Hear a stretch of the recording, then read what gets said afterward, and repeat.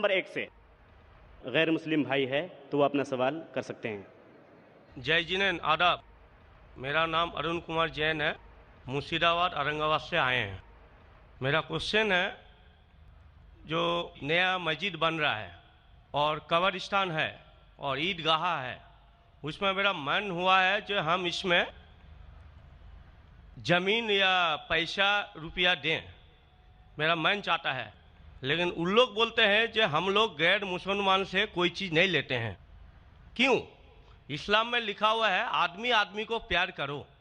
भाई का सवाल है कि वो चाहते हैं कि मस्जिद बनाने के लिए अपनी ज़मीन दे ईदगाह के लिए, और मुसलमान कहते हैं कि हम गैर मुसलमान की मदद नहीं लेते। क्यों? क्या इंसान भाई नहीं है? भाई साहब, गैर मुसलमान की मदद लेना इस्लाम में हराम नहीं है, लेकिन कुछ शराइत है कुछ चीज़ों के लिए। मिसाल के तौर पे मस्जिद बनाने के लिए कुछ शर्त है। मस्जिद बनाने के लिए एक मुसलमान अपनी ज़कात का पैसा भी नहीं दे सकता है। ज़कात एक मुसलमान के लिए फ़र्ज़ है कि वो 2.5% अपनी बचत का, हर कमरी साल वो 2.5% अपनी बचत का जो निसाब के ऊपर है, 85 ग्राम सोने के ऊपर है, उसे ज़कात देना चाहिए। और ज़कात के कई शराइत है कि फ़ुकारा को देना चाहिए, गरीब को देना चाहिए, मसाकिन को, मौल्ला और फुतुल कुलूब, गारिमून जो कर्जदार है, वगैरह वगैरह, इब्ने सबील। लेकिन इसके अंदर ये मुसलमान अपनी ज़कात का पैसा मस्जिद के लिए दे सकता है, क्योंकि मस्जिद एक मुसलमान का फ़र्ज है कि वो अपने पैसे से बनाए, और ज़कात का पैसा भी इसमें इस्तेमाल नहीं हो सकता है, अपने बाकी पैसे से बनाए।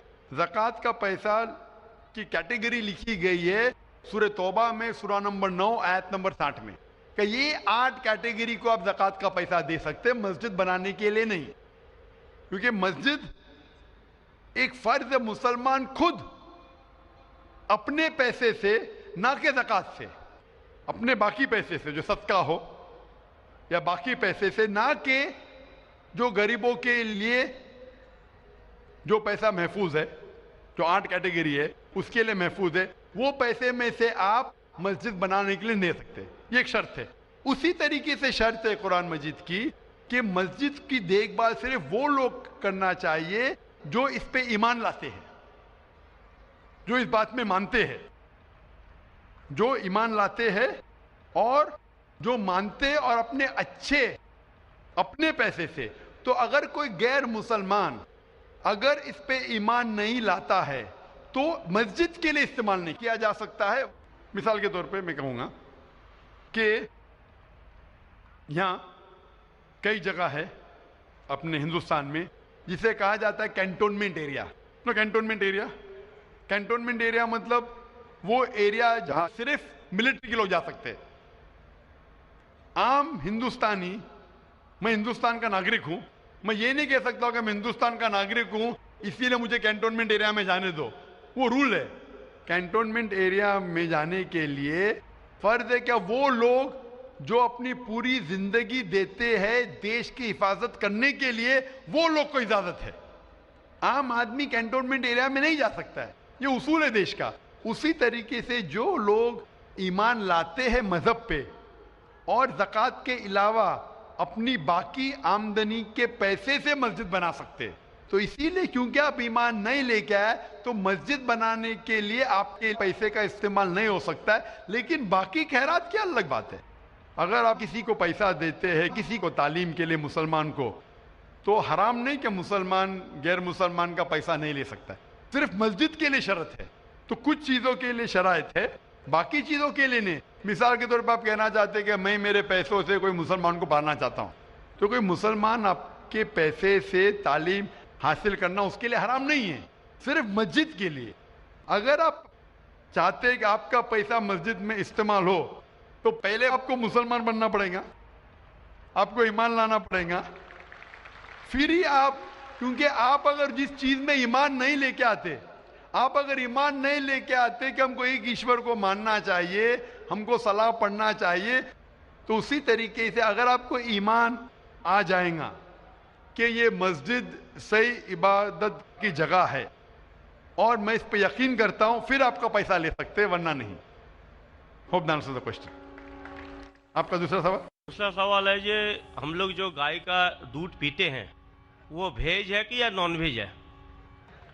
भाई का सवाल है कि हम गाय का दूध जो पीते हैं वो वेज है कि नॉन वेज है।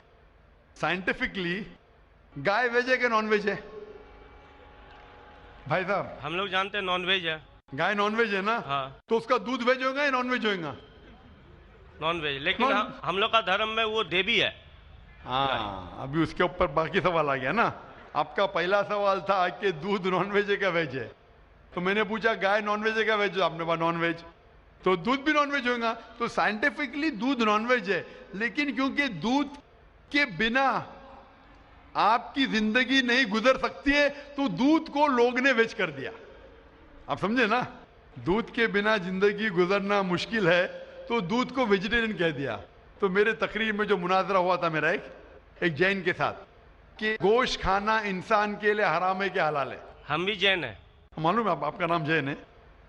तो एक मुनाजरा हुआ था with the president of the Indian vegetarian congress mister Rashmi bhai Jhaveri, वो प्रेसिडेंट थे। तो एक मुनाजरा हुआ कि गोश्त खाना इंसानों के लिए हराम है क्या हलाल है। और मुनाजरे में मैंने साबित किया कि गोश्त खाना इंसान के लिए हराम नहीं, अच्छा है, साबित किया। और उसमें यह भी कहा कि दूध नॉनवेज है, लेकिन सारे वेजिटेरियन दूध पीते, क्यों?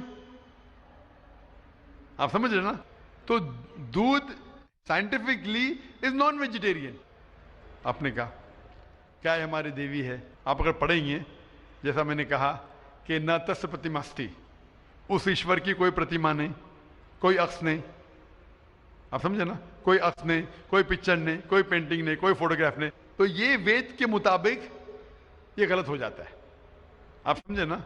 लेकिन फिर भी मैं जानता हूं कि कई किताबों में, क्योंकि हिंदू किताबें दो किस्म की है, श्रुति और स्मृति। श्रुति वो किताब जो भगवान की तरफ से आए, वेद और उपनिषद। स्मृति वो किताब जो इंसानों ने लिखी है। तो श्रुति होती जो ईश्वर की तरफ से है, और एक होती है स्मृति जो इंसानों ने लिखी है। तो मैं जानता हूं कि कई हिंदू मजहबी किताबों में, खुसूसन स्मृति में, ऐसी चीजें लिखी है जो श्रुति के खिलाफ है। ये आप देखेंगे, गाय आपकी देवी है, वो आप वेद में नहीं पाएंगे, आप नीचे वाली किताब में पाएंगे। तो जब भी कोई ऊंची या नीचे किताब में टकराव हो तो हमें मानना चाहिए ऊंची किताब। कुरान इस्लाम की सबसे ऊंची किताब है। कुरान से कोई भी किताब टकराई तो हमें कुरान में मानना चाहिए, उस किताब में नहीं। आप समझे ना?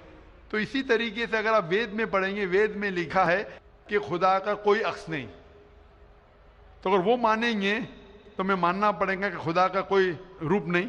तो ये कहना कि गाय देवी है, ये कई पंडित कहते हैं कि हम जानते हैं कि खुदा एक है, हम जानते हैं ईश्वर एक है, लेकिन हमें कंसंट्रेशन के लिए हमें बहुत बार मूर्ति का सहारा लेना पड़ता है। पंडित लोग से मैं बात करता हूं कि आपकी किताबों में साफ लिखा है कि भगवान एक है, ना उसका कोई अक्स है, ना कोई मूर्ति है, ना कोई पेंटिंग है, ना कोई पिक्चर है।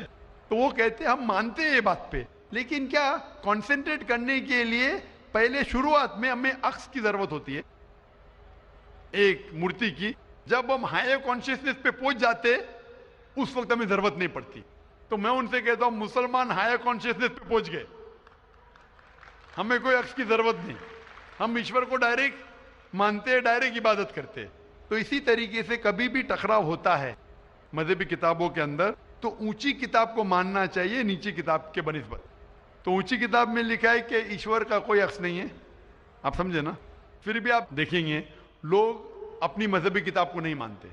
तो मेरा यही कहना है लोगों से, चाहे मुसलमान हो, जैसा मैंने कहा कि कुरान को समझ के पढ़ो, मैं कहता हूं हिंदुओं से कि आप भी वेद को समझ के पढ़ो।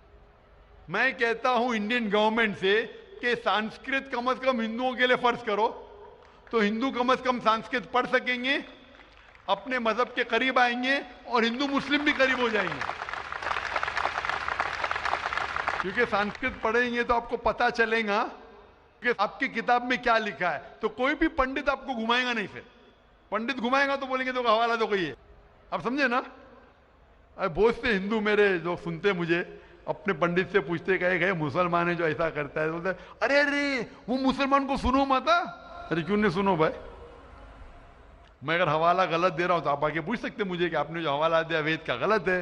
मैं इंसान हूं, गलती कर सकता हूं। आप समझे ना? तो मैं कहता हूं हिंदुओं से कि आप संस्कृत जानो, अपनी वेद पढ़ो, ताला विला कलिमतिन सवाइम बैना बैनकुम। आओ हम उस बात की तरफ जो आप और हम यकसा है, यकसानियत की तरफ आएंगे तो हिंदू मुसलमान एक हो जाएंगे। Hope the answer the question.